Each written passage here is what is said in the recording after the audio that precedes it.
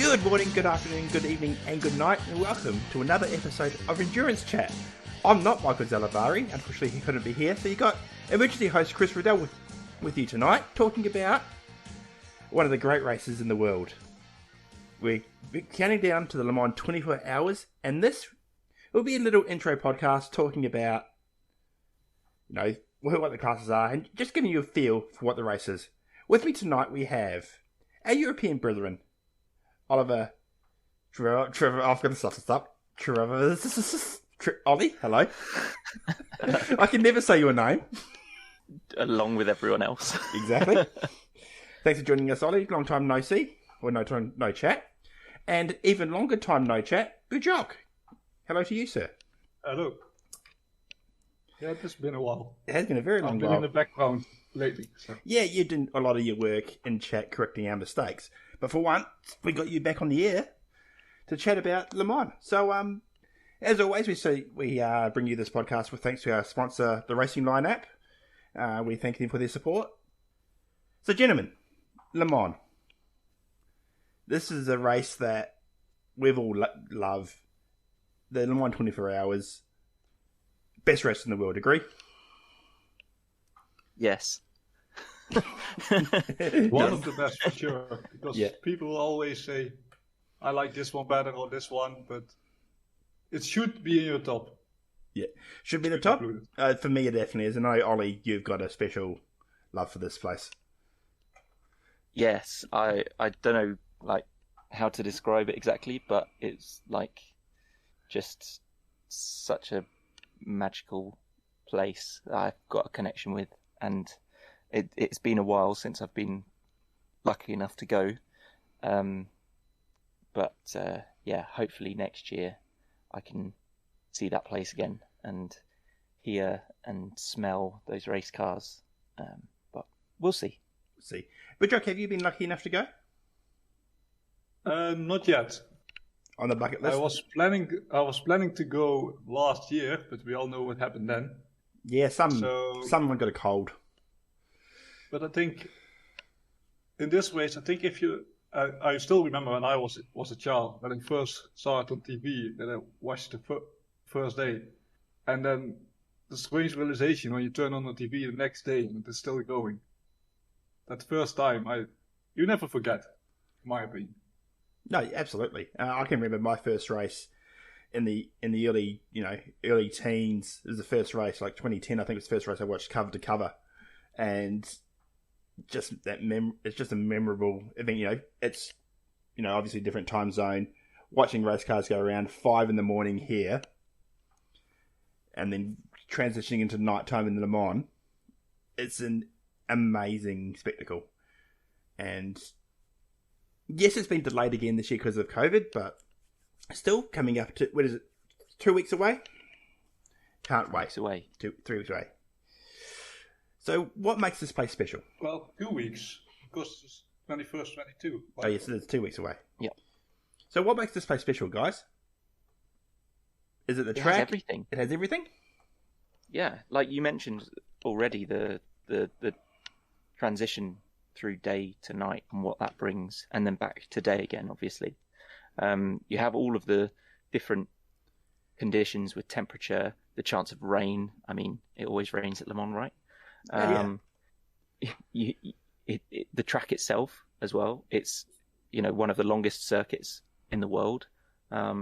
It's mostly on public roads as well. You have all sorts of those features from that. A racetrack normally is quite nicely smooth and flat, whereas the public road, you've got the bumps of all the painted lines. You've got trucks going on along the Mulsanne that creates and it has like a crown in the road in the centre. So when you want to pass traffic and go around, you can kind of unsettle the car. It's pretty wild. Yeah, and I think for me, it's the track itself. There's no challenge like this anywhere in world motorsport, I don't think. Buxoq, you got anything you'd like to add? Yeah, I think it's also the history, the fact that it has been held since, I think it was 1923. It's like, it has been on and off for a bit, of course, but it's like this almost doesn't take long, and this is a 100-year it's been held. It's the first time. Like that's a lot. That's a long time. Yes, it is. You know, back in the days, it was manufacturers just coming out to play with whatever car they had, and through that time, you know, you're going through the Group C era, you're going through the madness of the hybrid era, and now you've come into a new era. Up through the modern era, you got the hybrid era for the Audi, Peugeot, Porsche battles of the early 2000s, up to now a new era with hypercar. This place writes so many stories. Pretty much every big storyline outside of F1, you know, has had a part, you know, with at this event. You know, you've got so many OEMs with history. Like you mentioned, Porsche, and how many times they've won it, both as factory but also privateer, and then Audi as well. And you know, we're kind of taking the best bits of the 100 years and kind of doing like a homecoming tour kind of thing in the next few years, with them all coming back pretty much. Yeah, it shows how special this is if all of these companies are willing to put down the money to go forward with these top class overall win attempts. And you know, there's only going to be one winner, so exactly, there are going to be a lot of angry OEMs and disappointed OEMs coming up. Exactly. And when we talk about the entry list later on today in this show, and the LMP1 preview later especially, people will realise, oh, there's actually only one manufacturer this year, and that's Toyota in the LMP class. However, that's going to definitely change for the future. This is the birth of something that I think's got potential to be fantastic. Yes, it is still in a bit of a confusing changeover, kind of crossover period. Like, we have the existing grandfathered LMP1 from what was the Rebellion, which is now an Alpine, which is kind of like a statement of intent for the future potential for the Nissan. It's a kind of trifecta of OEMs. You got Nissan, Renault, and Mitsubishi now, but obviously Alpine in F1 is part of Renault Group, and you know, there could be something there coming from Alpine. They've recently bought a brand new chassis from scratch for the 24 Hours of Le Mans. And yeah, they mean business. From there, we have so that's under the hypercar banner, which includes the existing LMP1s, grandfathered, the new Le Mans hypercar, LMH cars, and then the future LMDH cars. So it'll be one class, one category, with different regulation rule sets that cars are built to, but all within supposedly the same performance window. So they should be able to race against each other. Now, you mentioned it's kind of a touchy subject. Only one factory manufacturer, or one OEM. So we have the Toyota carrying over with the GR010, I think. And that is the kind of continuation lineage of the Toyota TS050, just built to a new regulation rule set. And then we have a brand new Glickenhaus competitor, which is different in that it's not hybrid. It's just a twin-turbo V8 on its own, rather than the Toyota's twin-turbo V6 with a front hybrid axle. But yes, Glickenhaus claims they are an OEM. They are a very small boutique manufacturer, but they do make road cars. And they make a road car. I think Toyota will not be happy if you say it is a continuation because of the car, because obviously it has a new engine because they need to produce more power now. And I think the most interesting thing will be to see how the aero package will work at Le Mans and over the course of a season, because they only have one now. And last year with LMP1, they still had the Le Mans body kicked. So I think that will make it interesting. Because maybe some designed it more for Le Mans than others. Yeah, and that's something I want to touch on a little later when we talk about, how we balance this class and how we'll balance it going forward. But before we get to that, I want to talk about the stuff that's unique to Le Mans, stuff that you see at Le Mans that you don't see at other racing series and other 24-hour racing events that make this unique. For me, the big thing about Le Mans is if something goes wrong with your car and you're stuck in the middle of the 13.6 kilometer circuit, you're done. You've got to fix it yourself or your race is over. And a lot, especially to people in America, they might hear that rule and go, "What? That's bizarre." But I think it adds a great element to this race. Isn't it the same with the Nürburgring 24, where you can kind of be put back on a truck and taken back to the pits, and then you can still fix it and lose that lap that you didn't complete yourself under your own steam? I think you can, because once I saw one team brought a new tire to car on the track somewhere. I don't know if it's still allowed, but it was that year. So that might have been a bit illegal. Yeah. I mean, well, they got away with it. So.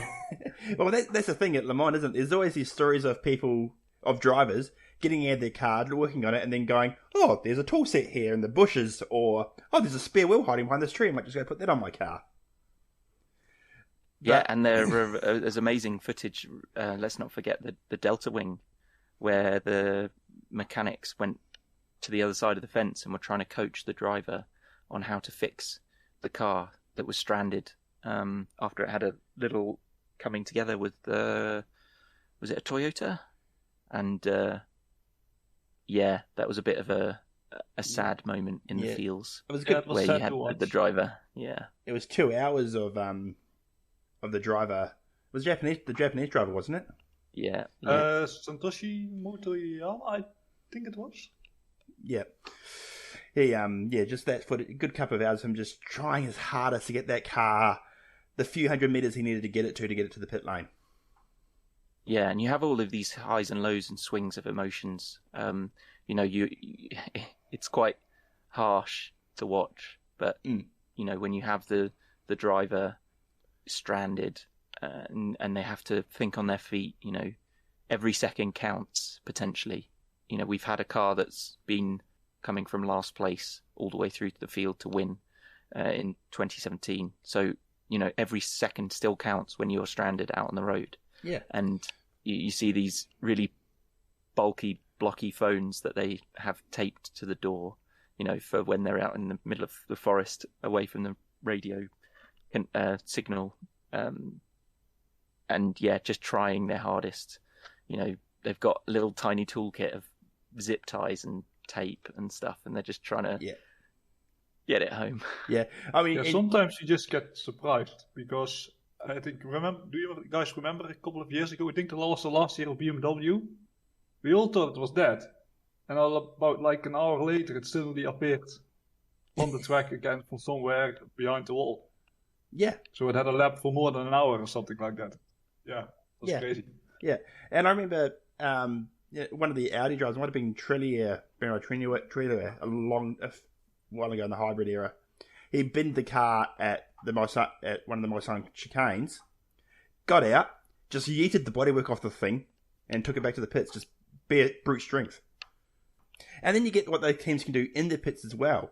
We all think back to the days like Audi with a 5-minute gearbox change and things like that. These cars are built for things to go wrong.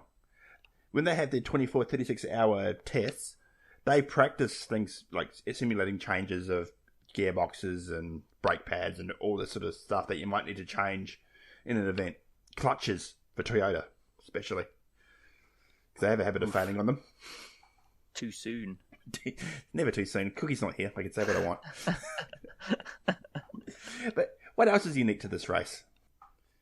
So we have the especially contrasting to the Spa 24 that was a couple of weeks ago, when the green flag falls, is the pit strategies. So at Spa, with the SRO style of doing things, it's quite regimented, where it's basically taking away pit strategy and having it more of a driver on driver skill contest. At Le Mans, it brings in the fuel strategy and the tyre multi-stinting tyres. So they did a little bit where in the World Endurance Championship where they could change tyres and refuel at the same time, and that took away the advantage of being able to double stint your tyres or triple stint or quad stint your tyres. But now, if you can, because the pit fueling can't be done with any work on the car, the refueling in the pit lane can't be done with any work on the car, then if you can avoid having to take a tyre change and the time taken for a tyre change, then you can save however many seconds that is in the pits. If you do that 4 or 5 times, you could potentially save a lap. So it really, really brings into the strategy of multi-stinting your tyres. Well, what's I want to add to that you have to always remember that at Le Mans you have 3 safety cars. So when you're planning your strategy, you should also account if it is smart to pit at that moment, because sometimes you can get behind by the other safety car and go a lap down. And we saw it a couple of years ago where the GT race was basically over in the first hour because of when the safety cars fell and the strategy that unfolded in the pit lane. Yeah. You know, one of the GT cars... I think 2 cars were just gone. Yeah, there were a safety car... Was it the Porsches, wasn't it? There were a safety car ahead of everyone else. And in the GT field, as tight as it is, that was enough for them to win the race. Well, it was tight at the time because the gap between first and second place was only a handful of seconds, and the safety car happened to pull out into that tiny gap. And then the gap between safety cars is, it's a third of a lap in distance, but in terms of time, there's the time they're taking. It'd be good 2.5 minutes. Yeah. So that pretty much what paid to that race. And also this race, I think the most unique thing for me is just watching these cars go hammer and tongs for 24 hours in darkness, in complete darkness. Like, you have a good 2/3 of the track with no lighting whatsoever, just going through forest. It's the most airy thing in motorsport, I reckon. Yeah, I think Jensen Button said that the first time he drove Le Mans, that it felt like he was driving 3,000 miles an hour on the straight at night. You have all the white lines. It kind of looks like hyperspace from Star Wars or Star Trek, or well, both, I suppose. And you have all these really big bugs as well. That's something that Alan McNish talks about. So along the Mulsanne, about 2/3 down, there are a few little ponds and lakes. So they're just loads of bugs that are from that, open water, and they go across the track, and you just hit them each lap. And yeah, when they hit the screen, it's like loads of lines going up the screen. And then when you put the wiper on, if there's any water, if there's any rain, it just smudges them all over the place, and you can't see. So it is amazing and enchanting. I've been lucky enough to be watching the track, watching the race on the Mulsanne Straight from one of the chicanes, and there are lights on the chicanes, primarily probably for gravel traps and helping the marshals remove cars, because they're more likely to be off track in the corners. But then they just disappear into the black of the forest, and it is so spooky. Pretty cool. Yeah, if you can find yourself an onboard stream throughout the race with no commentary of a P1 particularly, or no, hypercar now. Got to stop saying P1 of a hypercar. If you can get one of those, get that up during the midnight hours. It's incredible viewing. Anything else you want to mention before we move on, guys? Talk about the cars in this race. So we have the drive time situation as well. So for safety, they do I think it's 4 in 6. So each car has 3 drivers. It'll be different in different other 24 hours. Like we mentioned, Nürburgring 24 hour, they have potentially more drivers per car. So here we just have the 3, and for safety, no driver can do more than 4 hours seat time or track time in a 6-hour window. And then we have bronze minimum drive times and silver driver minimum drive times. So you don't and driver maximum drive time. So you don't abuse, especially in the amateur classes, having too much of your professional in the car at one point, and making sure that your amateur driver is in for enough time. So you don't have a situation like we've seen in the past over in America, where you have an amateur that drives the car for 1 lap and then wins the race because his or her co-driver carries the team across the line in first place. Yes. And I think when we get to some teams we talk about in the AM class, there'll be a, you'll definitely pick up those. There's actually a couple in the pro class as well, which you'll pick up this, because these guys have to do a good solid chunk of time, that's where this car's going to fall by the wayside. And we'll discuss that as we talk about the entry lists on later podcasts. Yeah, to add to that, to the drive time, it's always someone almost always gets it wrong. Yes, and the penalties for getting it wrong are massive. They are race-ending and can absolutely cripple your 23 hours of hard work to find out you've been disqualified in the last hour, or have had a significant stop-go penalty in the last hour because you've got it so wrong. Or have the amount of drive time discrepancy added on to your race time. Or that, yes. So if you've missed out by 3 minutes, you're going to be put 3 minutes down from where you finished. And that could be massive. Yes, and we've seen it in the past, like with some cars, if there's a rule in place now that never used to be there until Toyota died, about finishing your last lap in a minimum time. It used to be you were not classified, but now it's a case of...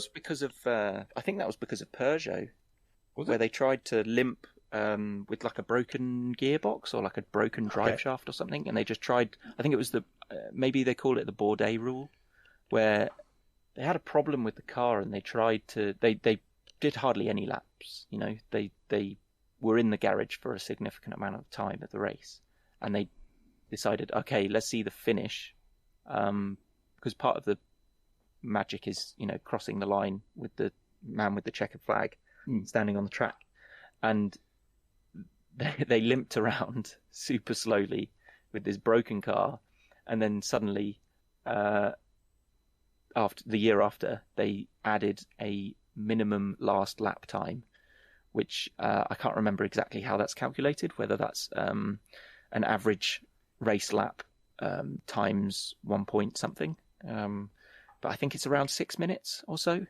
And because Nakajima just started the lap when he broke down, that started the 6-minute countdown.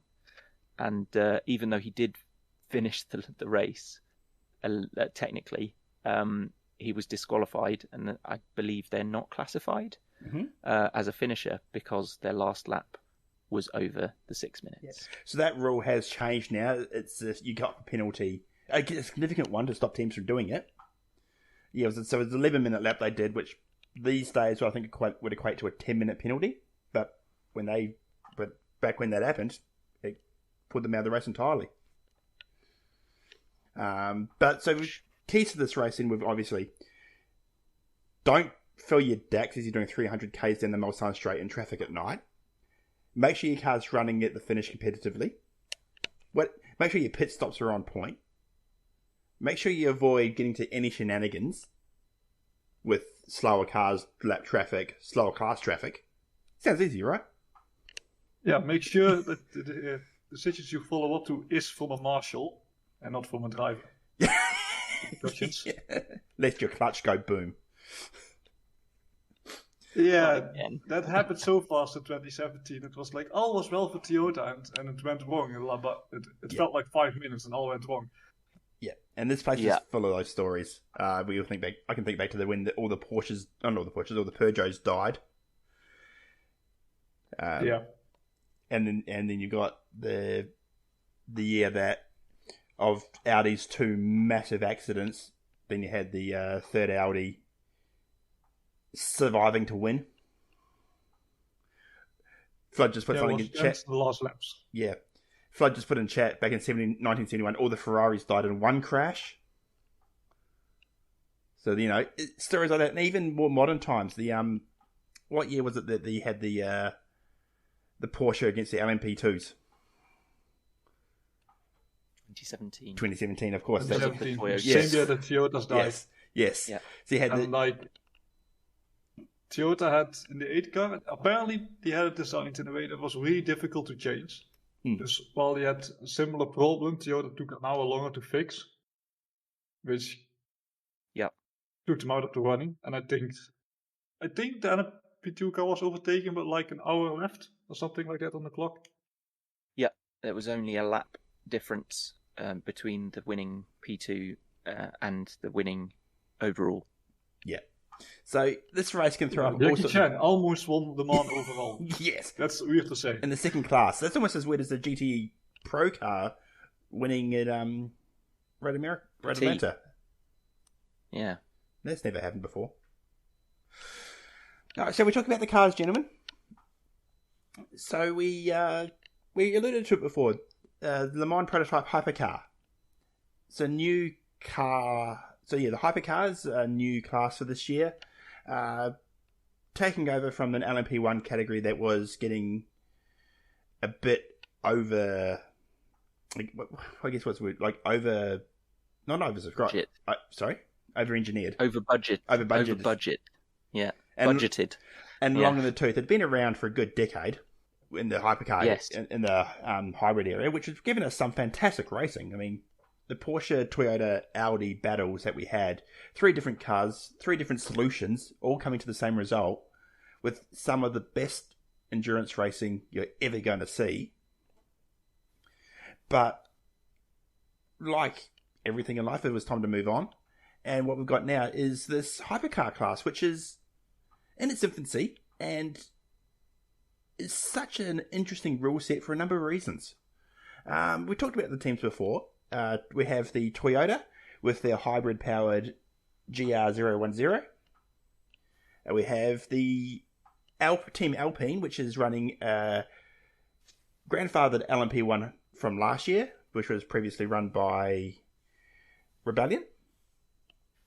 And then we have Glickenhaus with their hypercar regulations build of a twin-turbo V6.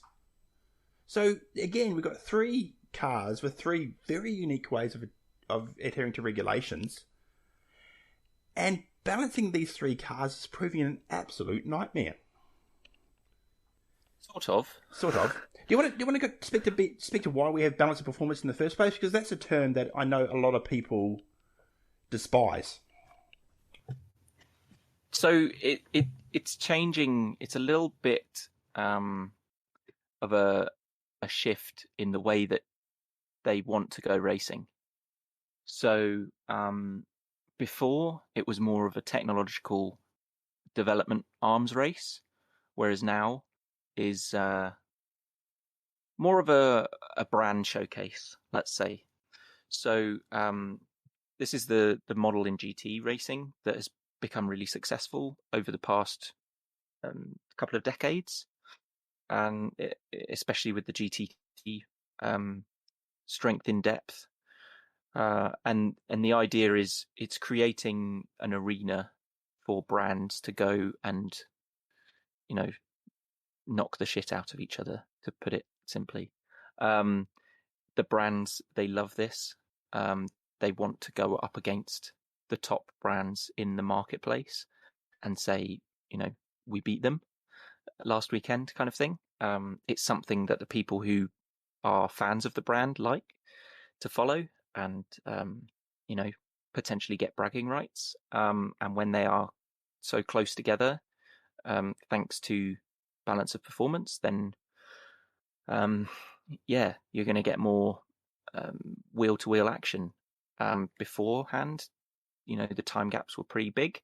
Even still, when you mentioned the racing was close, the time gaps on track were still pretty big. I always remember Truth in 24, I think it was the first one, where the Peugeots were pulling out 3 seconds a lap on pace. So then they had to then win it on strategy.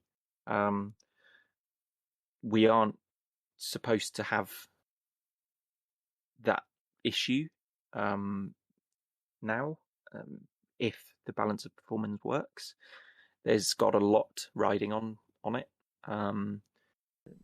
Balance of performance is, I think, we people who are really invested in it understand it and want to know what it is. But I also think the benefit is for the series is that the more casual fans probably don't care. And the fact that they don't care makes it more attractive for the OEMs to join, because they just think you're better that you have won, and not that you maybe had an overpowered Bob on accident, a BOP on accident. Yeah. They just don't know. Yeah. Now, let's not forget as well that the BOP for the hypercars has been written at a point where they're actually trying to slow the class down from where the LMP ones were. They've said this a few times now in different guises that they want to have a lap time 3:30 during the race for the top class. Any faster than that is allegedly unsafe. You can be your own judges on that. With some of the P1s, we're getting qualifying times around 3:16. What was the lap record? 3:16.7, I think? Oh, 3:14.7, thanks, Bud. I knew it was... For qualifying. For qualifying, yes. For race, you might be right. Yeah. Yeah. But the aim is to... And this had knock-on effects on the other classes as well. The issue I have with the BOP, the way it's set up, is one of the 3 cars can't physically be BOP to the requirements. The fuel... So the fastest race lap is a 17.297. There you go. So either way, they're trying to slow this class by a good 13 seconds around Le Mans. So the BOP is going to be more, it's reduced power. It's more regulations on the hybrid. For example, Toyota can't use their hybrid in the pit lane anymore. I believe that's correct. I think they can't use it at all. Below 120 kph. There you go. And that was where the LMP1s were actually strongest. The hybrid LMP1s were strongest because they could deploy their hybrid out of corners and just blast past everybody with a mega acceleration. It was still 4-wheel drive then. Because now hybrid can only power the front wheels. Yes, indeed. So that's also a change. Yes. But back to what I was saying. So yeah, the Alpine, which is a LMP1 car, has a 70-litre fuel tank. The BOP has been saying they need a 95-litre fuel tank. That doesn't work. It does. It's just they need to fill up another time. Yeah, so... or cut their car in half. Or cut the car. To be honest, I just think that's a problem of grandfathering. Because when you devise the rules for hypercars and you design the cars around it, I think it's then difficult to say to the OEMs who have joined. Say like, well, you need to get less fuel because the LMP1 car that still is here can't get the same fuel in the tank. Like, yeah, I don't think that will work. You're never going to design a brand new regulation that's going to last several years, potentially a decade, if they stretch it out. You're not going to base a regulation rule set on an outgoing car that will only last one more year. So the Alpine team, they knew what they were getting in. They knew what they were getting in for. They can try and alter the refueling rate in their refueling system to kind of counteract it. I've written about this a few times in options that they can take to equalize it. They could allow them to drive faster. Back in their LMP1 days as a privateer with Rebellion, the car can drive faster. So do they let it drive faster? So then it will create a lead and then be reined back in when it has to do an extra fuel stop. They could do it that way, but then they make their hypercars look slow. They will never allow it to happen. Yeah, they could reduce their pit stop time by having a faster refueling. So then, yeah, sure, they're driving into the pit lane 1 more time, 2 more times, 3 more times, but they can pit faster. But then that defeats the object of the Toyota hybrid fuel efficiency look, because it looks like they're taking less fuel because they're refueling faster, kind of thing. Yeah. Even though they're taking a lot more fuel. Yeah, but not only that.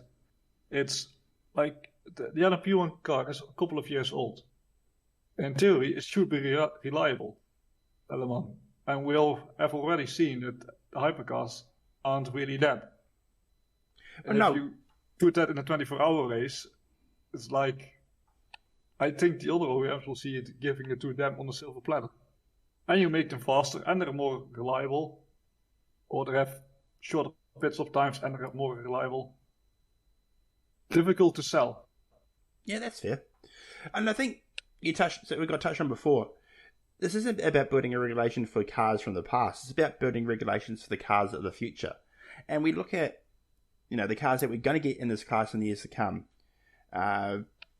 Ferrari are coming in with a hypercar, an out-and-out hypercar built to hypercar regulations.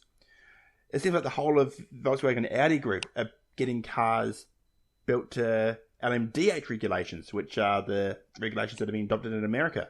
Cheaper. A cheaper way of racing in the top class. And there's been all these talks of other manufacturers coming in, coming out. Are they in, are they not? I think at some point there was as many as 8 to 10 manufacturers expressing interest in this class in one way or another. So these regulations, these balanced performance, has been written not to deal with the Alpine, but to deal with the cars that are coming. And that's what we should be excited for. Yeah, that's a very good point. And, it is still an interim, a stopgap kind of scenario we have next year. Then when with more hypercars coming in, then it will start to feel like a proper fight at the top. Yeah. Again. I think one of the things I'm the most curious about is what's going to happen with the tires. Because we have an LMH car, the Toyota, who has the front wheel hybrid power at some points in the lap. Then we have an LMH car from Glickenhaus, which is totally rear wheel drive. LMDH is also rear wheel drive. So how are they going to balance that with the tires? But that would be interesting. And we also don't know what the other manufacturers are going to do in LMH, because as far as I know, they don't have to use the front wheel. I'm not sure. They don't have to. It's a choice. So originally let's remember the Valkyrie project. The road car is a hybrid, but the race car concept originally was not.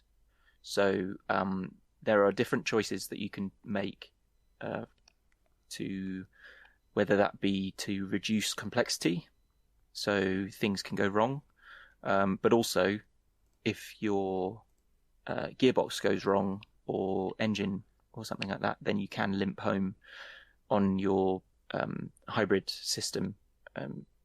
So there are loads of different risk-reward kind of things you got to balance, and one of those things is the comparison between the risk of reliability for the hybrid system, but then the reward from that is a potentially better tyre life for your front tyres and rear tyres, because you're sharing the load between the front and rear. We saw at the debut of the Glickenhaus at Portimao how they were really struggling on the tyres in terms of potentially overheating the rear and not getting the fronts up to temperature, so sliding around all over the place, an unstable car. So it's difficult, it's political. Toyota are going to try and get as much tyre advantage as they can out of the system that they've gone down, whereas if we'd see Ferrari going down the rear, I don't expect them to do this, but if we see them, do rear axle only or another more prominent than Glickenhaus manufacturer do rear only, then they would have a lot more political bargaining weight behind their words. But obviously we've also got Peugeot that are doing a hybrid front axle, so with no wing. They've also got a bargaining power because they're French. Yeah. But we have Audi Porsche with LMDH will be only rear-wheel drive. So that's also a big group that probably can lobby. Yeah, so this class has got a really intriguing future. So for the casual fan this year, or the new fan, the hypercar class might not be where you spend most of your time watching, but they are the fastest car, driven by some of the best drivers in the world. So even if it's not your main class you follow this year, do keep an eye on it. I think I wanted to move on to the next pro class that we've got here. The only other pro class, GTE Pro. This is where we find most of the best drivers, apart from one, with some of the most desirable road cars that we've got. Now, this class is a bit smaller this year, with only 8 cars from 3 manufacturers, but it is still stacked with quality. You've got 4 Porsche 911s, 2 Chevrolet Corvettes, and 2 Ferrari 488s. And you touched on it before, the BOP in this class this year has been nothing short of phenomenal. Thoughts, gentlemen? Until the Corvette comes in. Until the Corvette comes in. That's the... And also that it's Le Mans and not a normal wet ground. But... Well, the last couple of years has been good at Le Mans. Yeah. We should talk on that first. Why only 8 cars this year? Why have we seen such a decrease? Well, most of the OEMs are gone. So Aston Martin pulled out for this year. So that's one left. I think the previous year was BMW that pulled out. Or I think he pulled out at the same time with Ford. Or about the same time. So in the last few years, we've seen Ford pull out. They had 4 cars here at Le Mans. BMW have taken their dumpster fire and run home with their tail between their legs. And as you mentioned, Aston Martin have pulled the pin recently as well. So that's, 8 to 10 cars that we'd normally see in this class that we don't see anymore. There's been a lot. Also, we have only one Ferrari, 2 Ferraris this year. And normally we have Ricci, who always joined in the Pro, but now in LMP2. So that's also... Yeah. So we talked about hypercar being in the birth of something. Are we seeing GTE at the end of its life cycle? And where do we go from here if we are? I think Pro is dying. I think only Pro is the one I think will be gone in a few years. I think there will be enough GTE M cars left to still keep that running for a couple of years. Okay.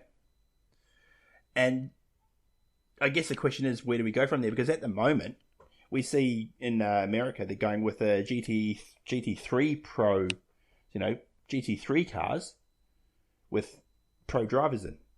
Is that the future for this class? We're not sure. I'm not sure if that's the way they should go. Not yet. And why do you say that? I think that IMS has jumped the gun a bit in America, because if there's an OEM that's kind of on the fence about doing a LMDH, putting a little bit more of budget than Pro GT forward, they're probably less likely to do it if they can get to Le Mans with a Pro GT3 entry. They won't have to go through the expense of designing a car.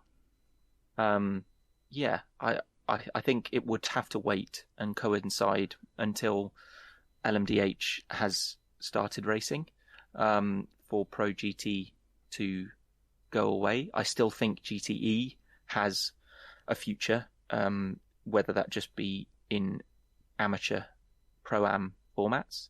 So then we have this wealth of chassis in amateur hands at the moment. I think that will continue. You have amateurs who've bought these cars and they want to make the most of their investments, and telling them they're not allowed to race them anymore, especially in the form of the Porsches, because the Aston Martins and Ferraris can be converted to GT3s. But regardless, if you tell them straight away, oh, by the way, next year your car's not allowed to be raced, it's a massive two things up to your loyal customers. So I think we'll see the shift from GT Pro to the top class, and those stable of drivers, and maybe some of those drivers then would go split to supporting the amateur teams, and then when this life cycle of GTE cars is finished, then the other question of what do we do after this? Do we do just standard GT3s, or do we still have the not restrictive nature, but the upgrade, let's say, on GT3s performance-wise, but to have it at a much more economically responsible way of going through things. So maybe just a little small aero upgrade, like a different diffuser and a different rear wing, but it's based on a GT3 car. So you still have the more manageable numbers of manufacturers, rather than just opening it a free for all. We won't be able to fit an SRO, Spa 24 Pro, Spa 24 style grid in half of the grid for the Le Mans 24 hours. There just isn't space. Yeah, I think the only thing I disagree with you about is that IMSA jumped the gun. Because I don't think IMSA jumps the gun just because of the fact that they probably knew that GTE wouldn't be gone at Le Mans. So you don't lose those OEMs to the GTE Pro class or something similar, that they don't go to LMDH or LMH, because of the fact they still have to if they want to go to Le Mans. So I think they probably took that into account, I would imagine. Okay. Now, we've talked about the class being, at potentially in its dying days. That doesn't detract from the fact that this class is going to give us some spectacular racing, even just with the 8 cars. We've got the 2 AF Corsa Ferraris, which is basically the Ferrari factory team. You've got the 2 Porsche GTs from WEC, the Porsche GT team. Adding to that, you've got the 2 Corvettes from America, Hub Auto racing a Porsche, and WeatherTech Racing, also racing a Porsche. Of the 3 marks of car we've got, which one do you think is going to be the best suited around here? Wait until test day. That's kind of the answer I was hoping for, because you can't really tell with GT Pro. And you can't really tell from test day, because they're kind of all holding the cards close to their chest. We've got to wait until Hyperpole. Yeah, so that's the day before the race. Because these cars, what was the margin of victory at the recent race we had? They were all within, 30 seconds of each other, I think. That was after an 8-hour race. Yeah, GTE Pro, we had the 6 hours of Monza. All the GTE cars in that race finished on the same lap, after 6 hours of racing at one of the fastest circuits we've got. So it's probably a pretty good analogue for what we're going to get at Le Mans. There you have it. I have a sneaky feeling about Hub Auto racing. Okay. But a full season car, I really can't get past the Pro Porsches or the 51. Yep. I can tell you those 3. Yeah, I can tell you one car it won't be, but I'll save that for another day. Hiding in plain sight. I just want to say never, because it's still Le Mans, and with some luck, catch the safety car on the right time, because the other 2 drivers in that car is I can't count it out. If they have the right amount of luck, they can win. Yep. And I would also tend to favour the teams that regularly race as well. So regularly racing the WEC, in terms of pit strategy, pit procedures, they're just going to be more finely tuned in that as well. So that's where you're looking at your AF Corsa cars and your Porsche GT team full WEC entries. So we'll take a quick break and we'll be back on the other side with the AM classes. This podcast is proudly supported by The Racing Line. The Racing Line is a motorsport calendar and notification app for iPhones and iPads. It includes all major series, with more being added all the time, giving you a daily and weekly list of races so you can easily see what's coming up. All events are converted to your local time zone, so you no longer have to faff around, adding or taking away hours to work out start times in your area. Finally, it also lets you customize notifications for events, so you can choose when you're notified about certain race series. The app is available on the iOS App Store. Just search for The Racing Line. Find out more at www.TheRacingLine.app. Now, back to the podcast. So far we've talked about two classes in the race, the two smaller classes. Now we have the classes with the amateur driver races, LMP2 and GTE AM. Before we get stuck into them though, I want to talk about why is the amateur driver important at a race like Le Mans? What are they for? History. We mentioned the 1923 is the first race. Partly it was, well, back then, the only people who could afford these cars were wealthy individuals. So they go and take their brand new toy and go racing with it. This is kind of an equivalent of that, where you have wealthy individuals who want to go racing. So they acquire a car and they go racing with it. Yeah. And we see... But they made it more complicated for this year. But we get into that later. Yeah, and we've seen some pretty famous amateur drivers race here. Those of you who support the evil team of Manchester United would know Fabian Barthez. He's raced here. In an LMP2, no less. Nick Mason, drummer from Pink Floyd. Was he drummer? Yes, drummer. He's raced here. You get Patrick Dempsey. He's raced here in a GTE Porsche. So it's not just wealthy. I think Paul Newman is possibly the most famous one. Mm. Yep. Did he get second place? One time? Maybe it was a class second place. I think it was overall. The class was first. Okay. Not bad. I'll look it up. Yeah, and people like, there's been a movie made about this place, and the actor in that movie, Steve McQueen, almost raced here until they told him, no, you can't. Pesky insurance. Yeah, first in class, second overall. Yeah, so there's three types of drivers that are going to pop up in this AM class that we're going to talk about. You're going to have, and I should preface this by saying that drivers are rated either platinum, gold, silver, or bronze by the FIA based on their experience, their skill, what they've raced, how they've performed, and all the throughout their career. Amateur drivers are rated silver and bronze. And like I said, you'll see three classes of driver here. You'll see those who just turn up, wanting to have a good day out in the car they own. You'll see those who are up and coming in the world of motorsport, and they're generally termed super silvers because they're rated silver drivers by the FIA. So they'll be your young up and comers like Porsche Junior drivers, things of that nature.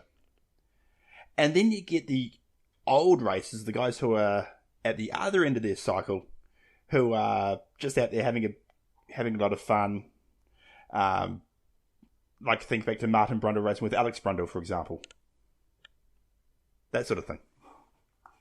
And it leads to a really interesting set of drivers. And of course, you pair those up with some of the best pro drivers in the game as well.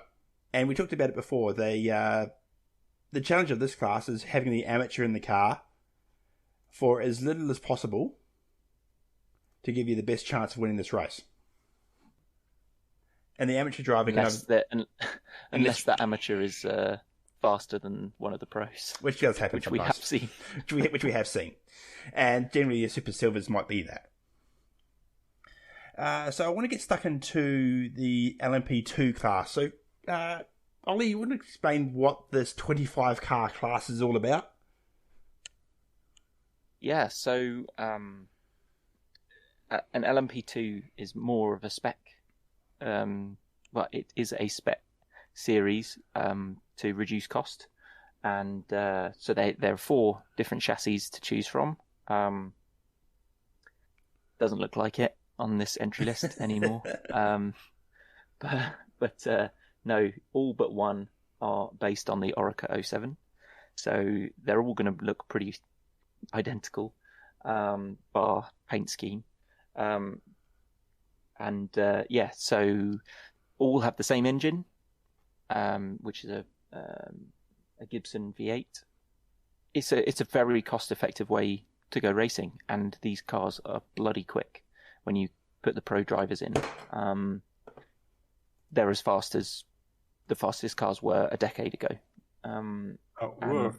Also for the LMP2s. Yeah. Also new for this year. Yes. So this class is split roughly in half, based on the driver rankings, but we'll come on to that later. These cars have been slowed, as you mentioned, a bit, so they have a bit less power. They've been stuck for the whole year in their low drag aero kit, I think. But that doesn't matter because they're at Le Mans, where they want to use it anyway. We don't have a tyre war anymore, but that's by added detail. We all have Goodyear tyres on these cars. And if you happen to see an Aurus on the entry list, that's just an Orica. They've just put a different name badge on it. Yeah, they've just got a different name badge and an angry Russian driving. That's all that means. Now, you mentioned there that the class is sort of split into two. So, for the first time this year, we have a Pro-Am division in the P2 class. Buxoq, you want to explain what that's about? Because it's not really Pro-Am, is it? Yeah, you could call it, I think, Pro-Am, because LMP2 should be Pro-Am at the basis already. But basically, it turns out that people who have money and are not silver drivers, because they're older or not as good, want to have something for their efforts. And if they getting defeated by silver drivers, which most of the time are also super silvers, well, you get annoyed if you put a lot of your own money into it. So they want to win something for themselves against competitors more or less equal to them. And that's why we now have the Pro-Am classes. Yeah. And that's not to say these Pro-Am classes won't find themselves at the pointy end of the field. Look at some of those Pro-Am teams, and they will quite often find themselves on the podium of the P2 class overall. Yeah, some have even won overall. Yes, absolutely. Like RTN, basically Nederland. Yeah. They won at Fuji, I think it was. So they can win. It's just unlikely because the bronze drivers are most of the time slower. But with a bit of luck, control for others, catch the right safety cars, it is possible, but not likely. Yeah. So just looking at this entry list of 25 LMP2 machines, 24 in the Orica, 1 in the Ligier, which is an interesting car on its own. Have you look through that list, and there's a few team names that I think will stick out to people who, even if they've just got a casual interest in sports car racing, will recognise. The first one of those is United Autosports. The Ollie United Autosports, they're a class unit, aren't they? Yeah, I mean they've turned themselves into kind of like we call a evil empire because they're just so bloody good. Like they won I think they won every race they started in P2 in a calendar year time window. They basically just had perfect races where they had fastest lap, or perfect race weekends where they had fastest laps in every session and won the race, and got pole position. So they are a proper outfit. They've got a very, very, very good silver, which is rare to follow up having two very good silvers back to back, basically doing what another team will mention next, B-Drive also used to do. They've 4 silvers in a row now pretty much that are really good. So yeah, United Autosports, they are pretty much the favourites going into this, I'd say. Yep. And for those wondering, United Autosports, is Zach Brown, basically. Guy who's CEO of McLaren. This is his team. So and someone else. Who was it again? Ollie, do you know? Richard Dean, yes. Yeah, awesome. And that empire is actually expanding as well. Yes, they've got their fingers in the pie in Supercars land with Walkinshaw and Andretti United, and they're also in the entry back into the GT3 world as well. So it's an ever-expanding empire for that team. Allegedly, it's just GT4 now, I think. Allegedly, that's the thing with these McLaren entries, isn't it? Everything's allegedly. You can't always take Zach Brown on his word. We'll see. So they've got 3 cars here, which they actually all earn through auto invites. Because of their performances, I think they could enter as many as 6 cars in this race if they wanted, because of how they performed in various championships around the world. They've only pretty much underlines United Autosports, right? Yeah, that's. I don't think we used to call G-Drive Racing the evil empire.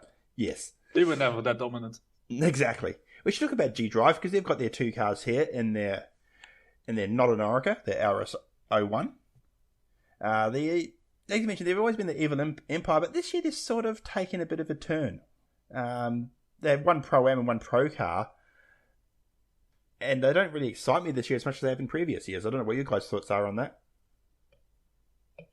I don't know. It's kind of hot and cold. We've seen flashes of absolute brilliance with their more competitive car.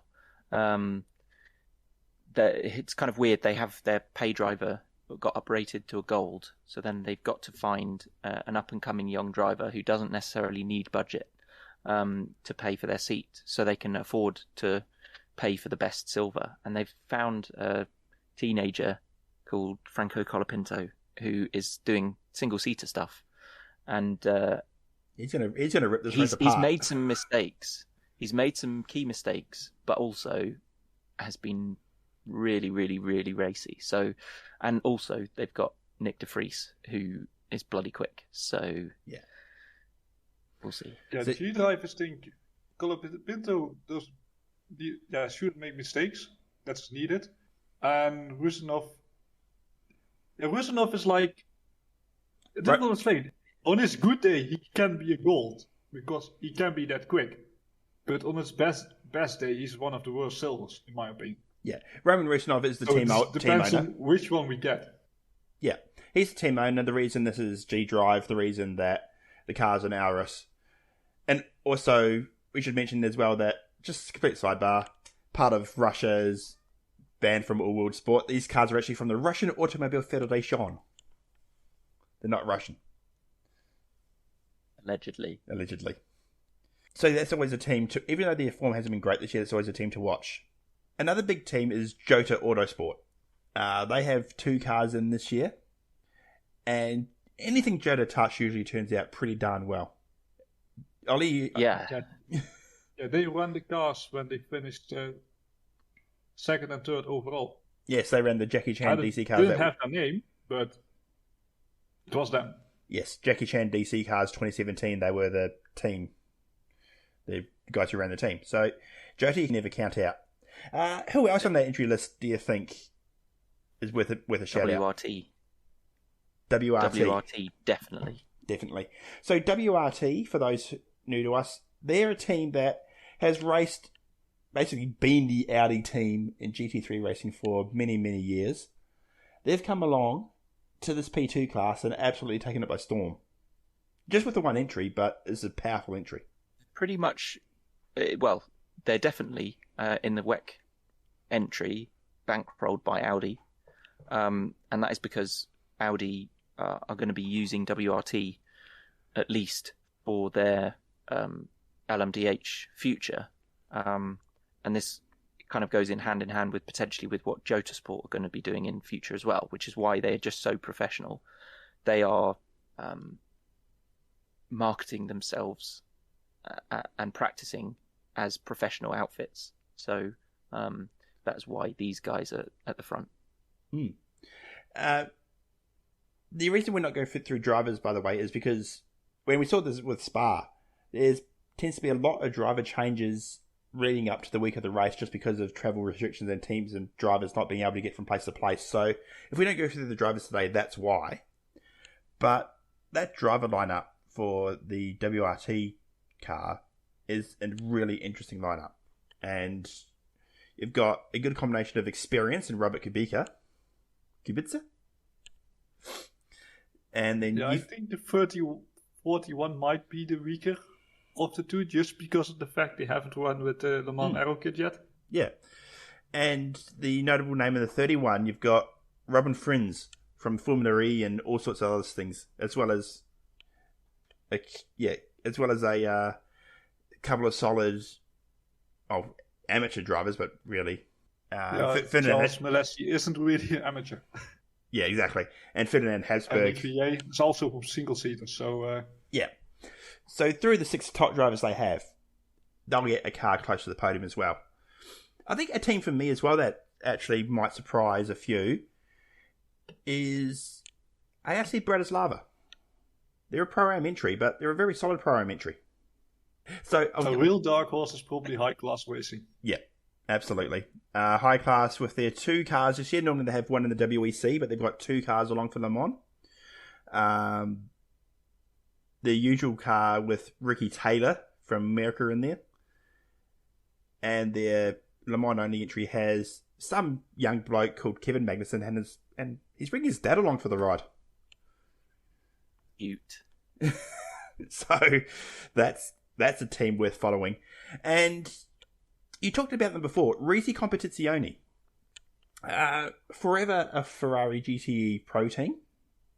They've come along this year with a P2, which looks great, and the driver lineup that we're going to talk about looks even better than the car looks, with Felipe Nasr and Oliver Jarvis. So, anywhere you look throughout this field is quality teams, quality drivers. So, and with 25 of the cars as well, picking a winner, you might as well just pick a dartboard and throw darts at that, see what you end up at. There are going to be battles all the way through. Mm. You know, regardless if it's for the win or for 10th place, you know, there's always going to be action throughout the 24 hours, all the way through the field. So you could have an enjoyable race just following LMP2 if you wanted.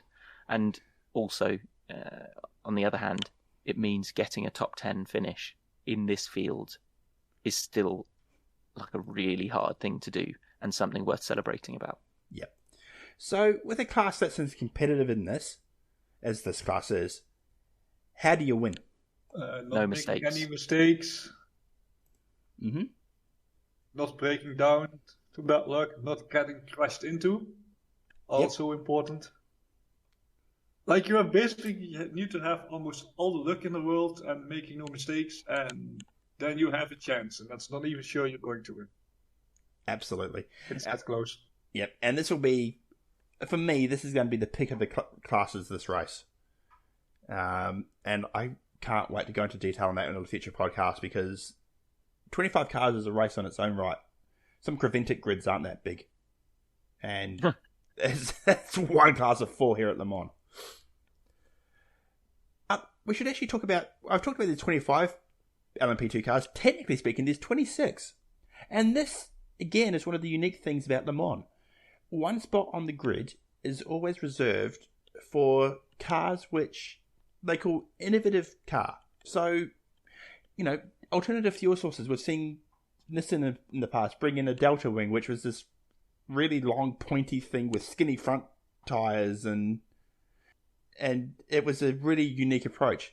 Then they brought a fully electric version to the race later on, which did a lap and then stopped working. But over the last 2 times we've seen this innovative car, it's been run by Frederick Sassay, which is a name no one will probably recognise. But he's, correct me if I'm wrong, quadruple amputee? Yes. Yes. So yes, you've got some guy here racing, who raced here with no arms and no legs. And this year, he's got a whole team of drivers like that. And yeah, so this car, it's carrying on from what Frederick Sassay raced several years ago. He had I think it was a Morgan LMP2. Before all the cars were closed-topped. So he had like a crane lowering him in his seat into the car, and then he had a hook connector on his arm that he could connect to the steering wheel and then steer with that, and then with his other hand he had hand controls for the brakes and throttle. It will be something similar this time with the two of the three drivers. I can't remember which. Is it Nigel Bay, who's the who doesn't have an impairment? No, Nigel Bay is paraplegic, volgens mij. It's Francois Heriot. I recognise him now from ELMS stuff, I think. Yes, so this Association SRT 41 car is an Oreca 07, but it's been modified a bit, and it won't be as competitive on lap times. That's why it has it's got some lights on it to show that it's a different class, as it were, for the cars driving around it, and you'll see probably cameras on it in the pits. So they go into the garage, and they have to take some of the car apart to make sure that the driver's in the right place. And I think they maybe strap, or not necessarily strap, but position the driver's feet inside the car. So they will fall back on pace in terms of the rest of the LMP2s, both on track potentially and in the pits. Yeah. So the two. Yeah, for them, it's a win if they finish. Yes, and that's the point of this Garage 62, this innovative car. Just getting them to the finish will be an amazing effort. The two drivers that we've talked about, Nigel Bailey, he's a paraplegic after a I think it was a motocross accident, and Takuma Aoki, who's actually a former Grand Prix motorcycle racer, who's also wheelchair bound. So he's paralysed below the waist. Yeah. So, when you think about driving a car, you use your legs, quite extensively. So to be able to adapt a car to do that, then adapt a race car to do that, while doing 300 Ks down the Mulsanne, is an amazing feat. And just the fact that this car exists just gives me warm fuzzies inside. It's a real feel-good story. It is. And it's what the world needs right now. So yes, so while that car won't be competitive, it'll be a fun watch. So we should move on now. We've got one more class to talk about, and that's our LMGTE AM class. This is another ridiculously strong class with 23 cars. Buxoq, why don't you tell us what the GTE AM class is all about? GTM. That's basically mostly people with a lot of money who want to race. Most of the GTE cars are old GT Pro cars, which sometimes are newly built, but most of the time they're a year behind. And sometimes you can team up because you need a silver and a bronze at minimum. So people could team up to pay for it, but most of the cases is one bronze that pays for all of it. So then you get possibly a factory driver if you have the money for it. Try to look for a young professional, as they call it, so basically a super silver. Try to win the championship in Le Mans. Is I think how we explain it in short. Yeah, and this is. Should we also explain drivers ratings for a bit how they work? Yeah, sure. Because mostly for the drivers, most of the bronze drivers you see, at least the GTM, are people who started after they're 30. So if you're older than 30 years old, when you get a racing license, you will always, at most of the time, always be classified as a bronze driver, even though you might be faster. Which is one of the reasons Danny Keating, which is one of the drivers in this class, is possibly rated as a bronze, because some people say sometimes he's at the space of a silver. But you will never be upgraded. Also, you could have the fact that, I think it was if you are 50 years old, you get downgraded for the first time. For example, you are a professional driver. So if you are gold, they will downgrade to silver. And at 55, then you again get downgraded to a bronze. So that's how you can sometimes see old professional drivers also in those M cars in lower positions. Yeah. I think that's the most important part. Yeah. Anyone else something to add which I forgot about the driver ratings? Oh yeah, under 30, they're almost always silver. You can't be bronze unless you just started out, which got out, I think it was one of the Iron Lynx cars. Got cut out by it earlier. Yes, where there was a one of the Iron Lynx cars was trying to run still runs an all-female crew. However, they had a driver named who... Ismay Hawkey. Yeah, Ismay Hawkey, who they put down she was bronze on the paperwork, a bronze-rated driver. But no, she was not. Whoops. So, we still don't... I don't think we still quite know whose fault that was. Her agent, who I think has previously raced at Le Mans himself. Oh, boy. So, I think Mark Blundell. Oh, good lord. Well, it was at least his agency. Don't know Yes. for sure he himself was involved, but it was his company that screwed up. Yeah, so driver ratings, very important. Get them right. And we have 23 cars here. So the cars in this class come from 3 marques. You got the Porsche 911. These cars are the same spec that you would see in GTE Pro, because they are now over a year old. You can have the Porsche 911, the Aston Martin Vantage AMR, which is what we lost from the Pro class, but they've 1, 2, 3, 4 of them in AM this year. And then the Porsche 911. And the Ferrari 488 GTE, with which there's truckloads. And you look at this entry list, the 23 cars, and there's so many names, so many team names, that you're probably familiar with more from other motorsports, other types of motorsport. The one that sticks out to me like that is Herbeth Motorsport entering in Le Mans for the first time. Yeah, it feels weird seeing them there. Yeah, Herbeth Motorsport are a team that have raced Nürburgring for what? It seems like hundreds of years. I think. And Creventic as well. For what seems like hundreds of years. Most people know them from Creventic. Yeah. And they're giving Le Mans a go, which is great to see. We have teams such as Rinaldi Racing coming over from their GT3 campaign. You've got, in a Ferrari, you've got teams like JMW, who are, how would you describe them? Like a ELMS team that always comes over to Le Mans? And they won it a couple of years ago as well. Mm-hmm. And you have teams, you got a Chinese team this year, Absolute Racing. I think this is their first crack at Le Mans as well. Yeah, I think they were supposed to go last year, but COVID screwed that one up. Yep.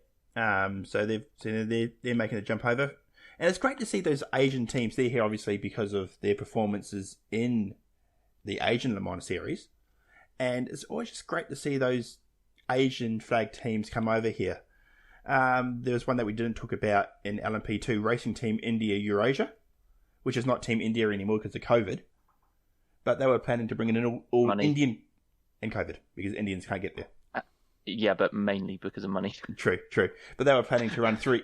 They were planning to run 3 Indian drivers at this race. So just having that greater representation is always a great thing. Now we throw to that the cars that are traditional WEC entries. We talked about them before. Iron Lynx with their 2 cars this year. One of which is the Iron Dames. So all female crew. 3 cars this year. 3 cars this year. You're right. 3 cars. They've got the 2 WC entries and their 3rd entry, which is actually got Callum Eilert of all people in the car. Yeah, no big deal. Just GT Am. Yeah. Chuck a potential, arguably F1 standard driver. Just drop him in. See what happens. I might be remembering the names wrong, but from the other two drivers in the car, it seems like a really strong car. The Iron Lynx car. Yeah, the Iron car.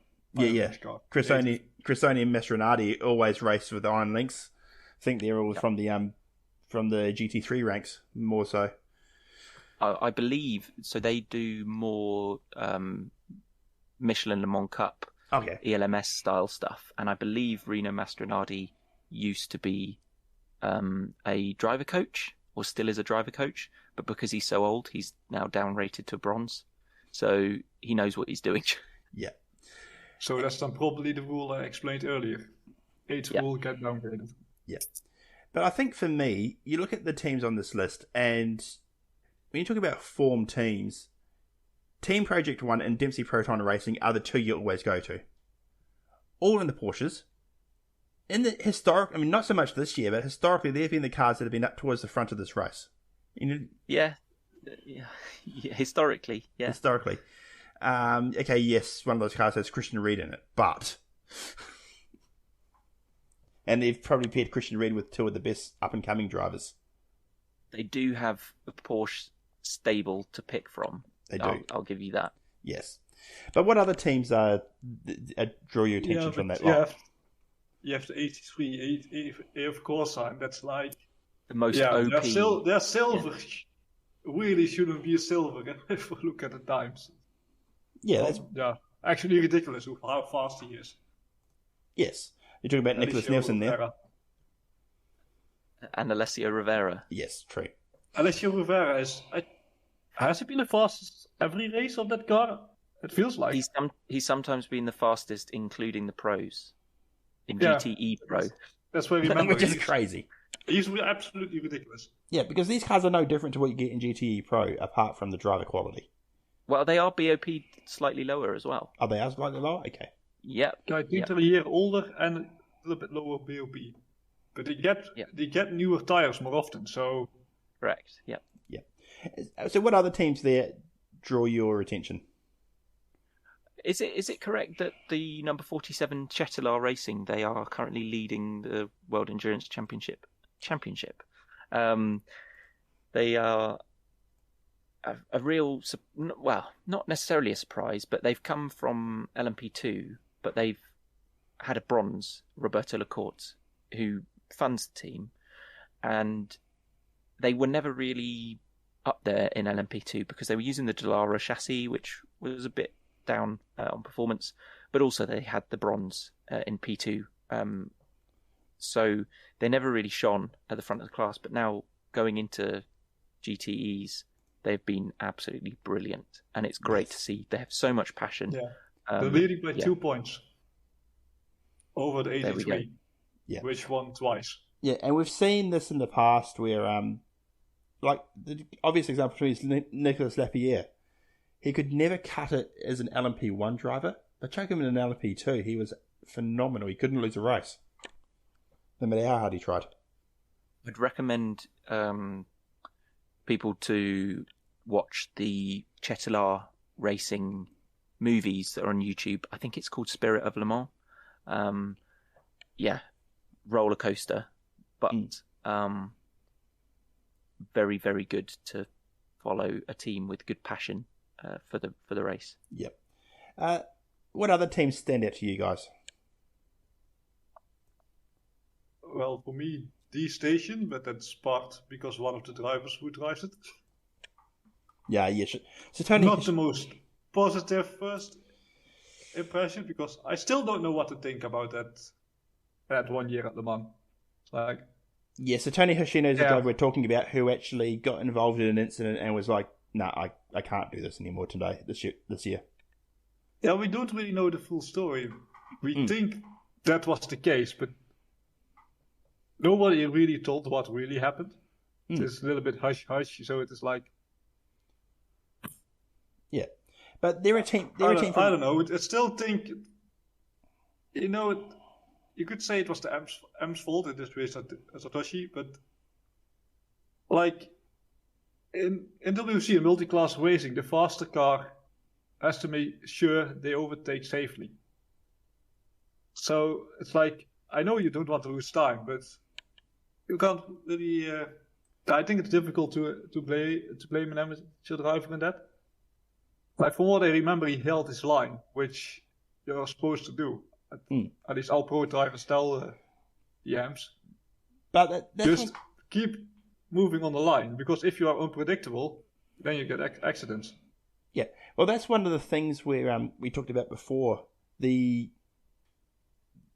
you manage traffic in this race. Like one small incident where you have, where you just ever so slightly tap a faster car, a slower car. In this case, it was a GTE AM against an LMP1 car. One small incident ended the race. So things like that. So we talked about that before. It's how you... I think a good example might be when it went wrong. In this case, an LMP1 and GT is probably Alan McNish crash in 2011. Yeah. People can look that up on YouTube. That is a case of an LMP1 being too eager and get together with a GTE and having a massive crash. Yeah. So people who are interested can look that up on how you should not handle traffic. Exactly right. So yeah, this 23 car grid is absolutely full of quality as well. And you look at some of the drivers in there. We talked about some of the Super Silvers. When that sticks out to me, obviously, biased Jackson Evans from New Zealand. One of the up-and-coming Porsche juniors. You've got Jerome Bleekemolen, who is a gold driver who just basically drives these things for fun and does well while doing it. I have the feeling Bleekemolen has been downgraded, because it feels like I remember seeing him as a platinum some years ago. Yeah, well, he is now... How old is he now? He'd be in his 50s, wouldn't he? No, I don't think so, but I don't think he will be that competitive this year, because his car has, at least now on the list, 2 bronze drivers. Yeah, true. And I don't really know them at that pace. But you've got drivers here like Giancarlo Fisichella. He's done some form of racing, I think. Nicky Team. Nicky Team. He snuck in there. He snuck in there next to one of the best silver drivers we've got as well. Yeah. And do you think this is enough for Paul Dallalana to finally win? Oh, I hope so. Yeah, I still question if Team is that much of an upgrade over Farfus, but we shall see. Yeah, but Paul, for those who don't know Paul Dallalana, he is the nice guy of GTE racing. I know Flood shared this story numerous times, meeting him at Bathurst. He's just a big Canadian teddy bear. He's been at this race so many times. He's never quite been able to get the job done because of silly mistakes or something going wrong. It'd be great if this was his year. Yeah, that gives me flashbacks. Yeah. I think it was 2015. From the lead. Yeah, it was 2015, I think it was. Yeah, when he went to the wall in the lead at the Ford chicane. I almost said Porsche. Yeah, the last chicane on the lap, for people who don't know. Yeah.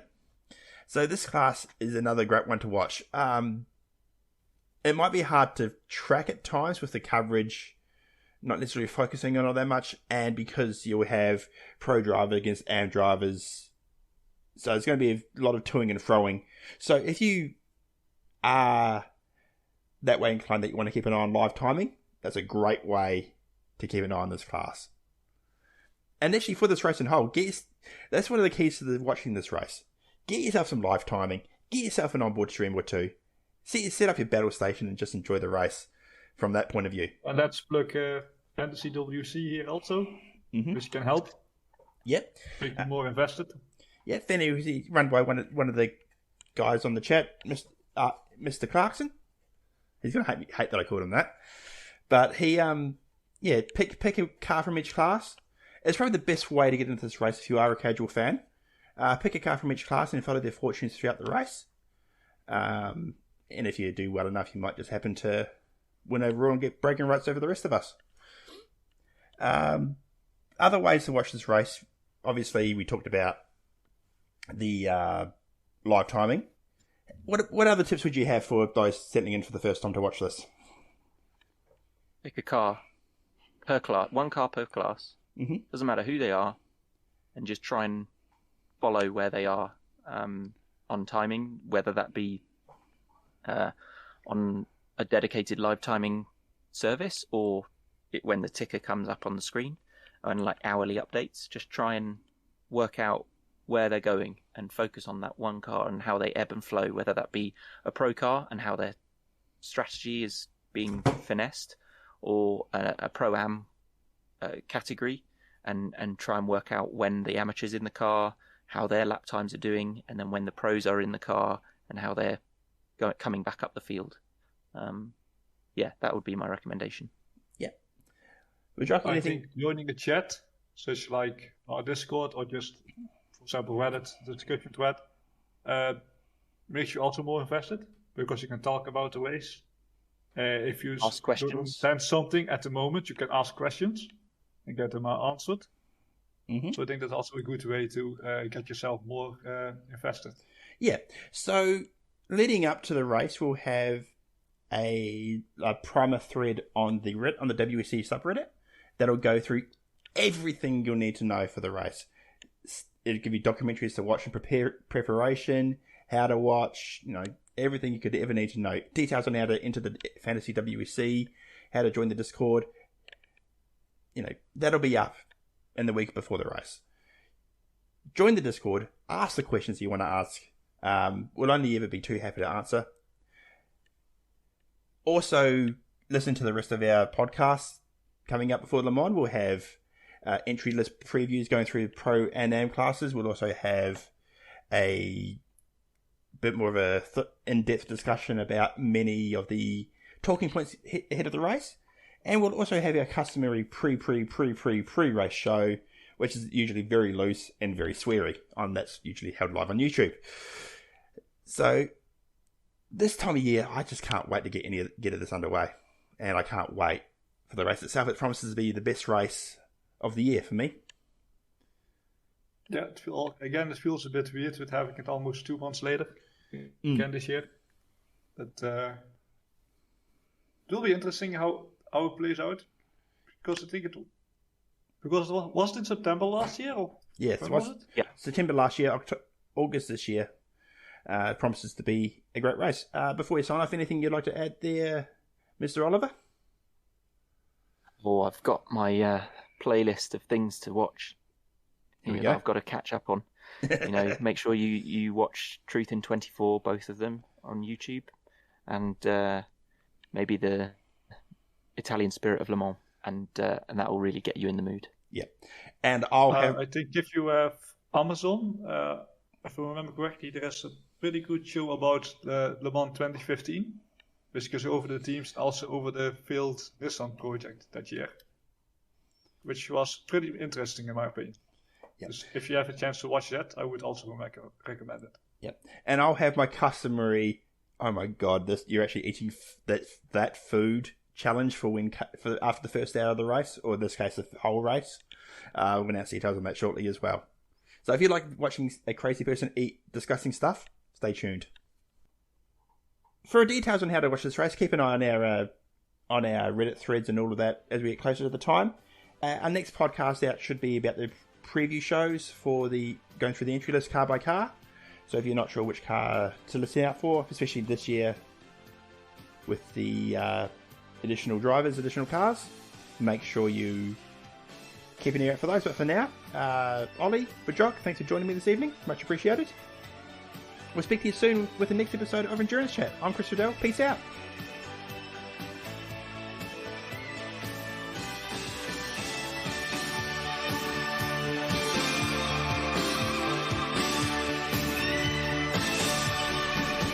I totally felt like that, bro. Kazoo. Done.